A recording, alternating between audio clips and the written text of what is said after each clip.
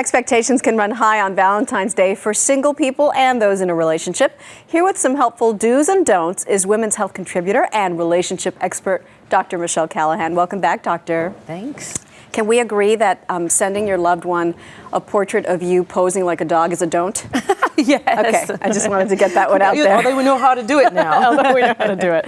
Okay, the first one is a do. You say on Valentine's Day, do have realistic expectations. What do you mean by that? You know, people make Valentine's Day into the most romantic day. They expect gifts and special trips and all kinds of really extravagant things. So it's just important going into it to just be practical and realistic, knowing that your partner may not have the same idea about how to celebrate it or may not even really be into Valentine's Day at all. Isn't that a conversation that you should have beforehand? Like maybe even when you first start dating, not as important as do you want to have children, but kind of like, what do you do on Valentine's Day? Should I expect flowers? Or are you not a flowers guy? Because it helps to give you a better sense for what's going to really happen, because then people are devastated when this amazing rose petal path doesn't greet them when they open the door, when you need to know your partner's just not into that kind of thing. Which brings us to our next point. You say don't let Valentine's Day define your relationship, because if he doesn't lay out the rose petal path, it doesn't mean he doesn't love you. Exactly, but some people really feel that way. They think the nature of the gift defines what the relationship is. So if you had a really great romantic one, then that means you're really in love, your partner really cares about you. But if they didn't buy you anything or they don't feel into Valentine's Day,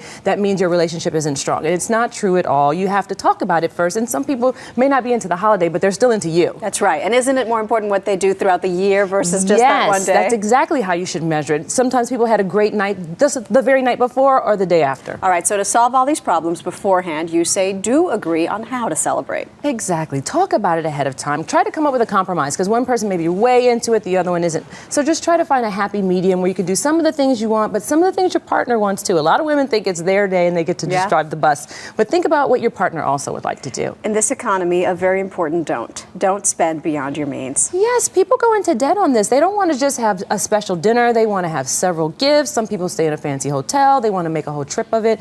This is not the time to spend a lot of money. Don't go into debt trying to do this. There's lots of cheap, low cost, no cost ways. You can have a romantic night at home. Wouldn't it mean so much more if your partner actually made something for you or came up with something incredibly Absolutely. thoughtful? And get rid of some of the commercialism and get back to the true romance. Just spending time together, for people who are busy and never get to see each other, it would be a great romantic way to spend the day. Yep, huge gift. All right, let's talk about singles. What are they supposed to do on Valentine's Day? Singles should really get out. Don't stay home alone and feel bad about, sort of what you're doing. It's so many people, since they feel as if, oh, what am I going to do? I'm single. I don't have anywhere to go. I don't have anybody to spend time with your friends and family. Change the meaning of Valentine's Day. Yes, absolutely. Instead of thinking of it as only a romantic day, think about it as a day that you can spend with your friends and family, anybody that you love. When we were kids, we gave everybody Valentines, even your teacher.